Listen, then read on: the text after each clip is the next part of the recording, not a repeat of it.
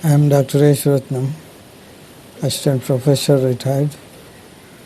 These days I have been teaching English grammar and English literature for the benefits of the students appearing for competitive examinations in all fields. And literature is for those who are appearing for competitive examinations and for those who are writing university examinations as well. And these are very much useful for the benefit of the readers, the viewers.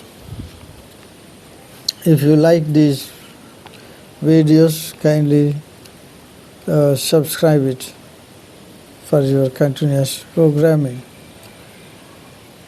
In my earlier video, I taught you on romantic revival. So how the romantics have come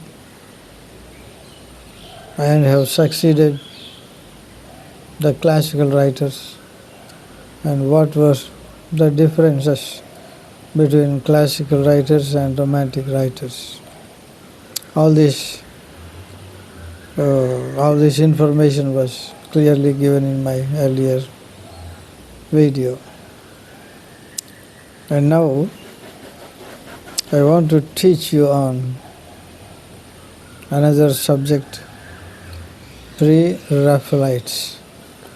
This is also one group of writers named as the Pre-Raphaelites. Pre-Raphaelites means before the emergence of Raphael, the painter, certain writers drew inspiration from the earlier paintings, and they have unanimously formed and called themselves Pre-Raphaelites. In 1810, two German painters called Cornelius and Overbeck, prominent persons in this Pre-Raphaelite group.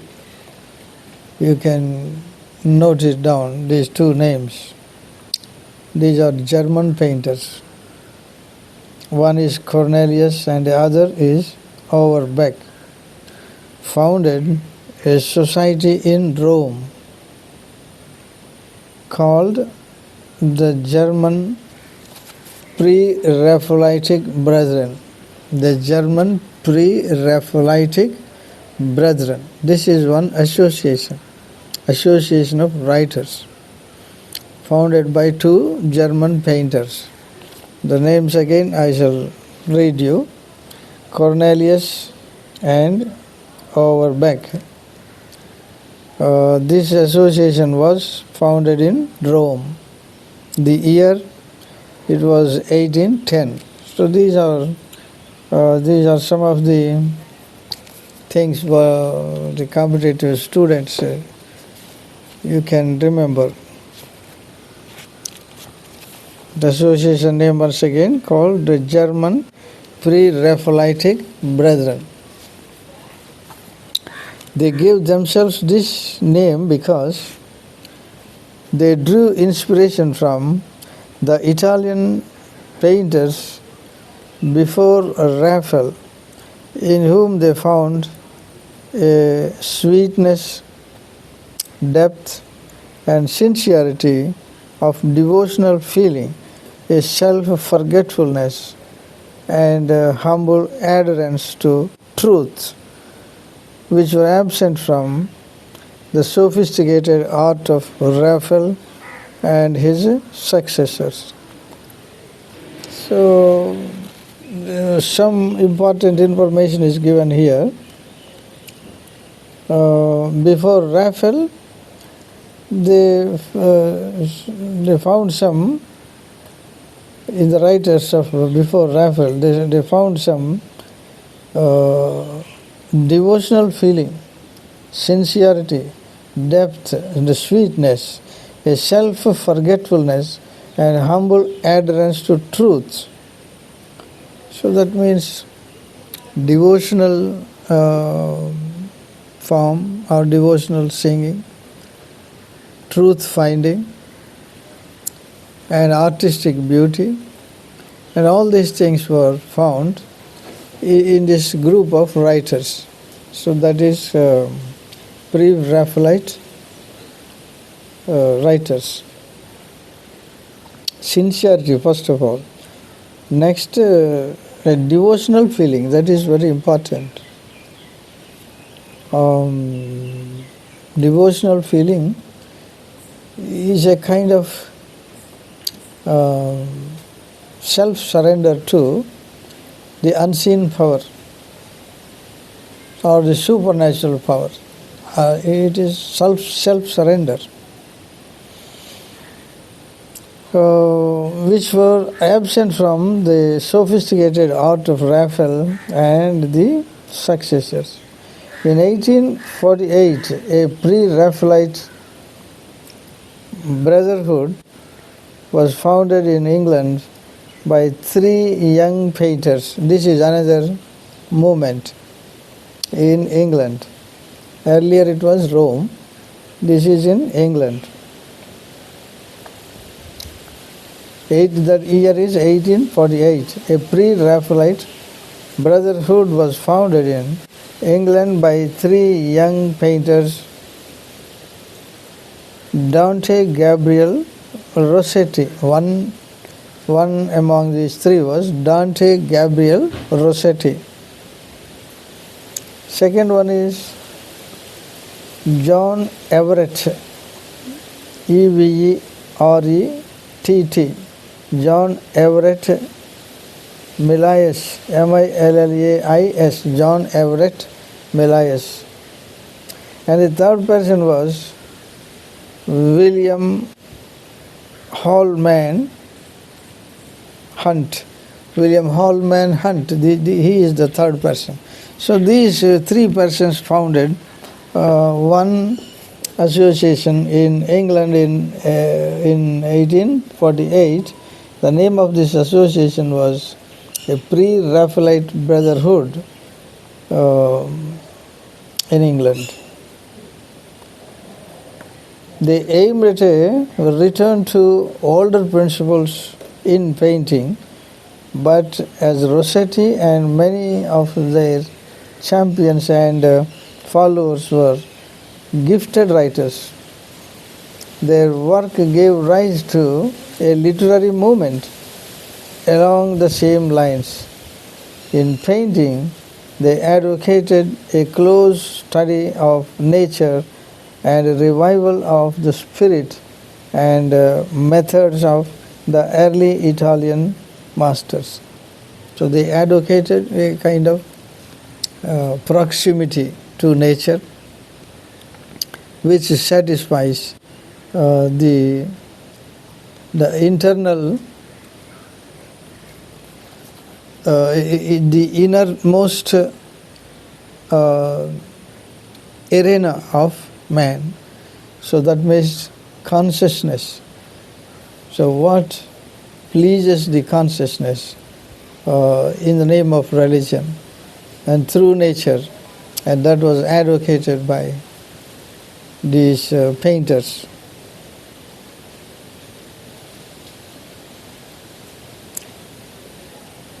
Italian masters. They aimed at infusing the same spirit into literature, but as the movement progressed, it developed a literary manner of its own, which, though not strictly pre-Raphaelite in character, is still given that name for want of anything more accurate. Among the notable poets who were influenced by the movement were William Morris and Swinburne. And these are the two writers highly influenced by this pre-Raphaelitic movement. Two writers, William Morris and Swinburne. Characteristics of the school. What are the characteristics of this pre-Raphaelite school? Medieval outlook. This is one area we have to go through. Medieval outlook. This is the foremost characteristic of this pre-Raphaelite writers. Medieval outlook. Like the Romantics, the pre-Raphaelites were inspired by the Middle Ages, by their romance, chivalry, and superstition, and a strange combination of the material and the mystical. So there is heavy stuff available in medieval literature and medieval way of life. Even today, we look back for strength into medieval writings. And those medieval writings are dominated by these ideas, their romantic life, the stories. I told you already in my earlier class, that is the romantic theme portrayed on a Grecian urn. A Grecian urn is a romantic theme, that is one boy chasing one girl in amorous feeling. So that is a kind of amorous feeling that appeals even today most of the people. So their romance and chivalry. Another thing appealing in this area is chivalry. Chivalry means courage, boldness. Today, men and nations are using weapons to defeat other people, other nations. But in those days, in medieval times, it was individually one has to face another person in a chivalric manner. He has to put down his life, whether he wins or loses. So that is called chivalric nature. In all things, this chivalry was appraised by the people, and later it was appraised by the writers and readers as well, because of their boldness and courage. Robinson Crusoe's adventurous story, even today, appeals very much to us. How his ship was wrecked in the sea, in the middle of the sea, and how he was survived by attacking the sea animals, sea snakes. So all that was an adventurous life. So taking inspiration from them, many of the writers in later times, they produced such kind of chivalrous stories. Chivalry, Chivalry, chivalry. The romance is chivalry and superstition. The superstition also played a very important role in their writings. How superstition plays is, there were certain ideas fixed in the minds of the people, in which demons, goddesses, and supernatural beings interfere human life. And so when one sees in the supernatural intervention in a physical man's life, so it is really very interesting. Those superstitious and superstition, and this was taken into the writings of pre-Raphaelites. Chivalry, superstition, and a strange combination of the material and the mystical. Wonderful, wonderful combination. So material things and mystical things. Material things are contrary to mystical things. Material things are just we see the possessions, how we possess them, our materials, how they will enrich our lives. But contrary to it, mystical. Mystical means we ponder on God and goddesses and appeal to the religious fervor. So these two combined together in material prosperity and mystic thoughts were combined into the writings of these pre-Raphaelite writers. Mystical. Though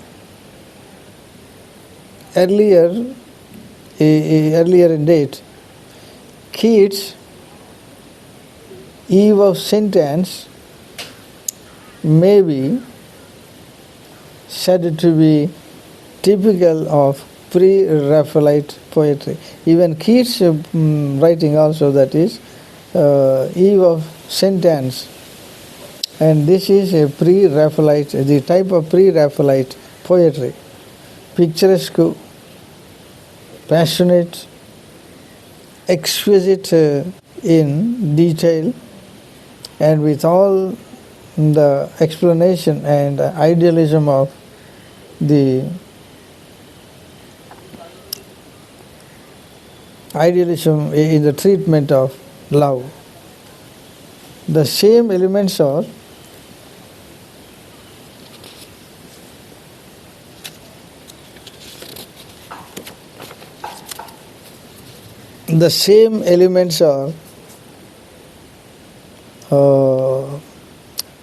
found in the works of these Rossetti and his contemporaries. The return of this school was to a medievalism different from the tentative and scrappy medievalism of Percy, from the genial but slightly superficial medievalism of Scott, and even from the more excel but narrow and distinctly conventional medievalism of Tennyson. So in all these writers, all these writers are really romantic writers. But in these romantic writers, there are signs of pre-Raphaelite medieval chivalry we find in their writings. Percy, next one is Scott, Tennyson. So these are all these writers imitated chivalrous themes from medievalism. Tennyson asks in his poem,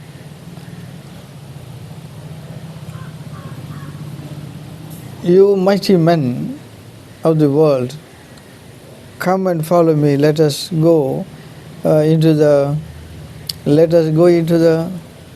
edges of the universe to find knowledge for our satisfaction. Let us find knowledge in this universe."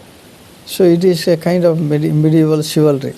So medieval people started going around the globe, to find what is existing in it, so that it is a kind of medieval chivalry. And Tennyson's poem exhibits that kind of medievalism. Even Keats also mentions global knowledge. He mentions Egypt, he mentions England, he mentions Rome, he mentions India even in those days.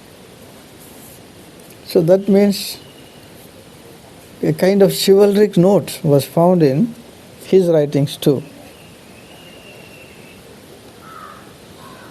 Moreover, though it may seem whimsical or extravagant to say so, these poets added to the very charm of medieval literature, which they thus revived a subtle something which differentiates it from medieval literature itself. It is commonly complained that the graceful and labyrinthic stories, the sweet snatches of song, the quaint drama and legend of the medieval ages lack life, that they are shadowy, unreal, and tapestry on the wall, not alive even as living pageants are. So whatever it was, man was searching for the reality in life in art.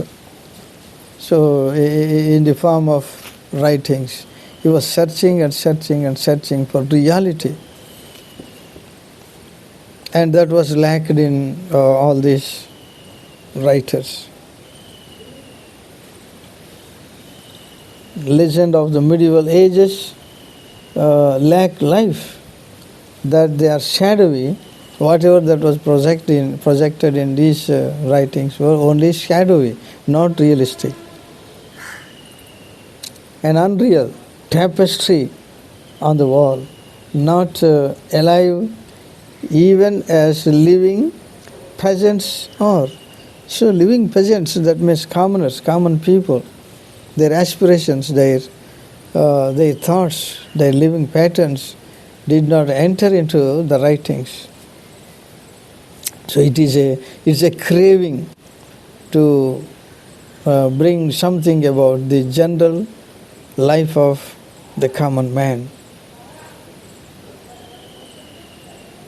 By the strong touch of modernness, which these poems and the best of their followers introduced into their work, they have given the verification required. Then next area we have to survey is art for art's sake. In these medieval writings, bringing back, or what we call these pre-Raphaelitic writers, we find art for art's sake, that's all. Even today this phrase is very common amongst us, art for art's sake. So the art for art's sake means there is nothing seriousness in it. Art is art, that's all. It's not much, it does not go much into the reality of life. The pre-Raphaelites were above all artists. Art was their religion. Art was their own religion. What is their religion means art, that's all. So art, they respected art in such a manner. Art was their religion. They were for the most part as free from any moral or didactic purpose as Keats, who came closest to them among the Romantics.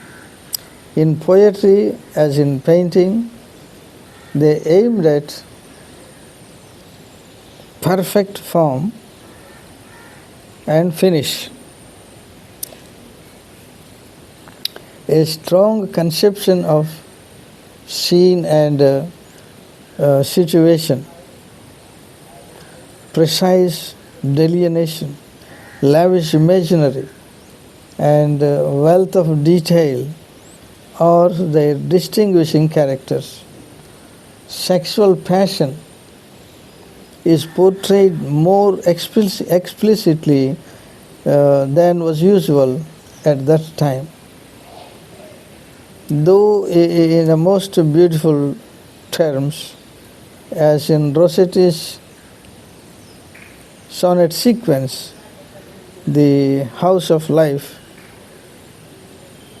Rossetti, the other is Rossetti, and his work is called The House of Life.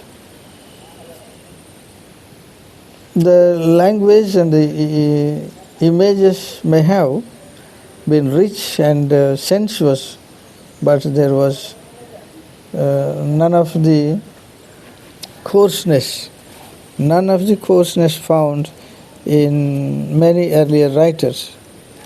Those critics who accused the pre-Raphaelitics of founding the fleshly school of poetry were merely showing their own narrow-mindedness. So some of these pre-Raphaelitic writers were criticized by a group of writers on the ground that they were producing fleshly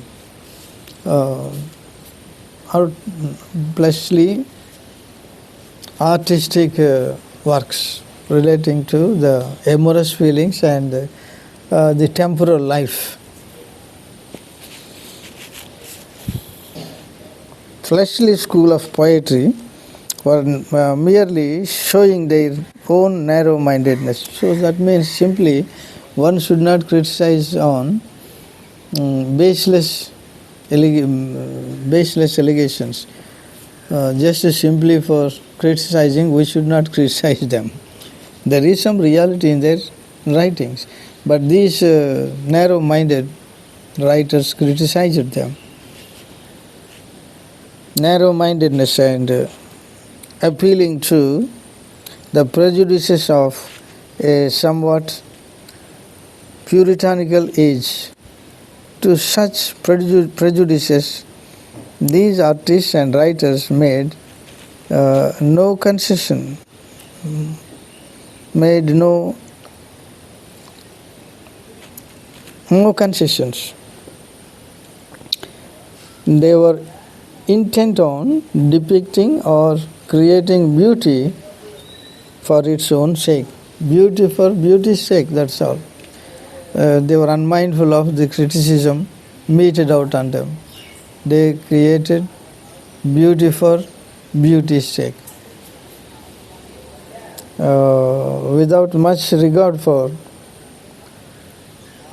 material reward or the approval of the moralists. They did not wait for the approval of the moralists. They continued their own work. They were unmindful of this kind of criticism. Art for art's sake. And next area we have to see is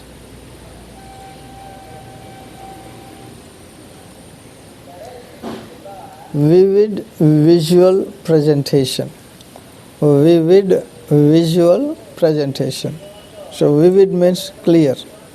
Their presentations were crystal clear. There is no ambiguity. What they thought, they produced. What they thought right in their minds, what they thought that their themes would appeal to the readers, they produced. So this is called vivid visual presentation. As was natural in the work of writers who often were also painters, pre-Raphaelite poetry was strongly pictorial. It affects pictorial beauty. How a picture appeals to the heart of a person. Their writings were pictorial, and they portray a pictorial presentation. So that means whatever they presented, it was like a picture in the minds of the readers. Pictorial and rendering in minute detail what was seen. They exercised this faculty for observation almost involuntarily. Rossetti, for instance, tells how he sat in the grass, bowed with sorrow. So that was his feeling. He sat in the grass and suffered his feeling of sorrow, and those conditions were explained.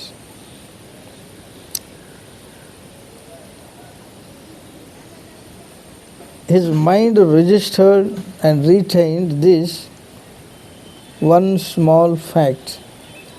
There is a beautiful piece of word painting in the first lines of the same author's Silent Noon. Silent Noon is a poem written by this Rossetti. Competitive examination students must note it down. Silent Noon. So that is the author is Rossetti.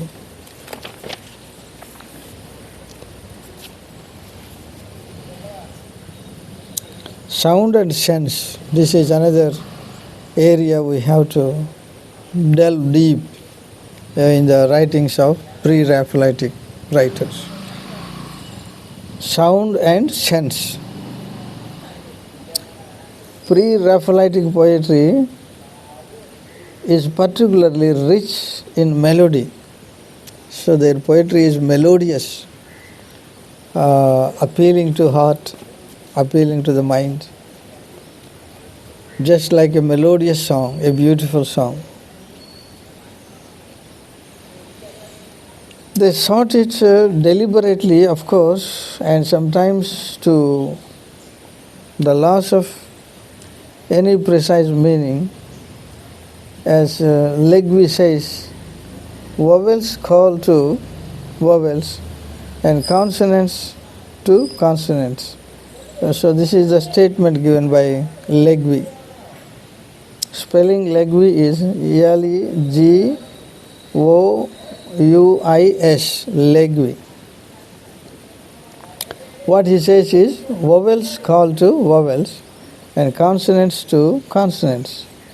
And these links often seem stranger than the links of thought or imagery with some of the greater poets.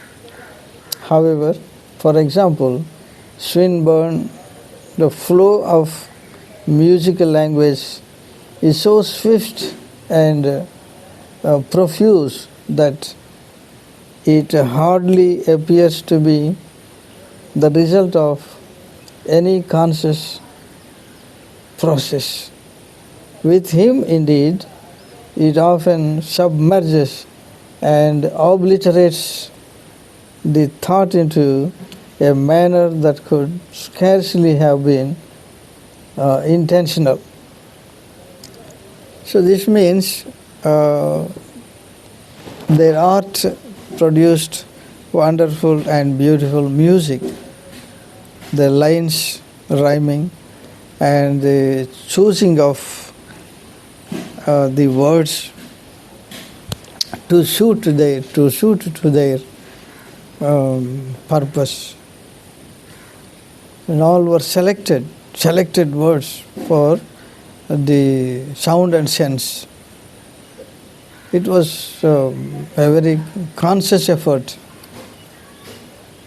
to select such language, such words to suit sound and sense.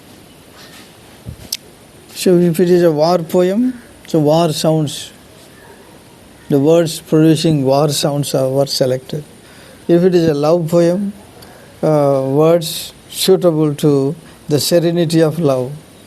If it is something that the core of that subject, the suitable words were selected to have this kind of sound and sense.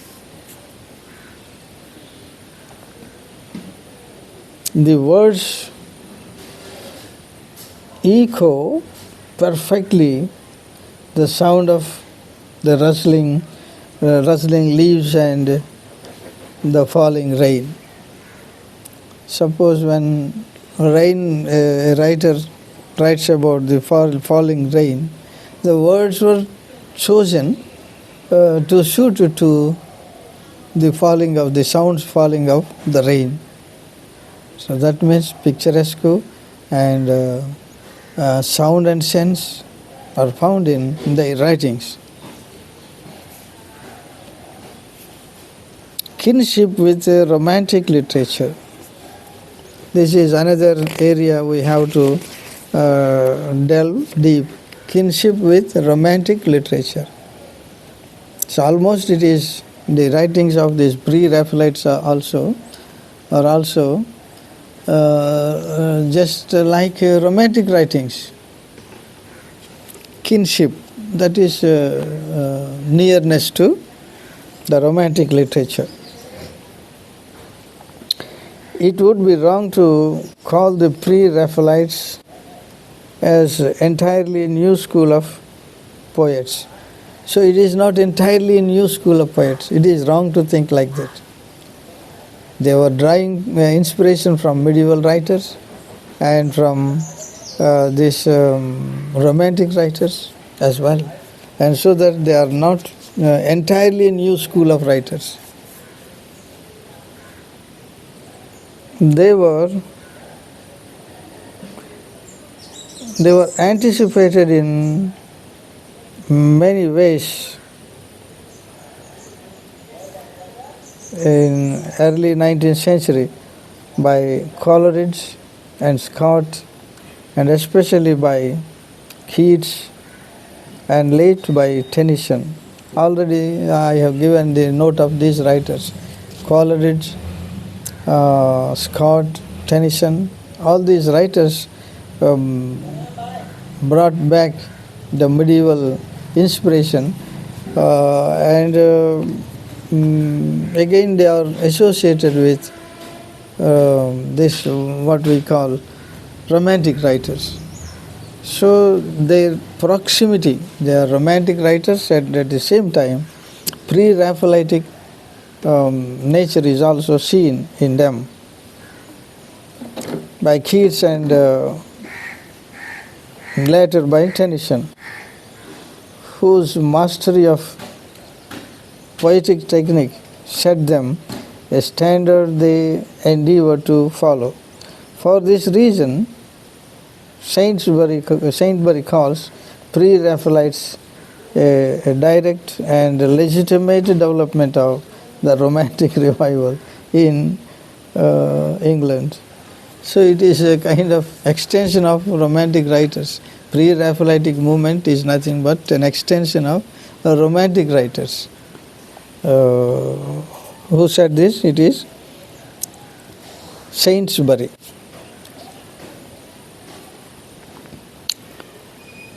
The legitimate development of the Romantic revival in England. Rossetti derived the impulse which led him to initiate the movement from Lord Houston's Life and Letters of Keats. This is another poem here, Life and Letters of Keats, written by Lord Houghton, Houghton,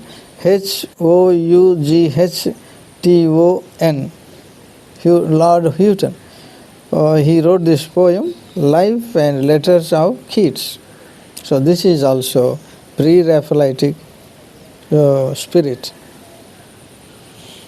in which he first read of Keats' interest in Italian pre-Raphaelite painting. So this Houghton, what observed is in his Life and Letters of Keats, how Keats was influenced by the Italian painters. What he and his followers actually did was to stress an element already present in the literature of a slightly earlier period. Their own influence lasted for a long time.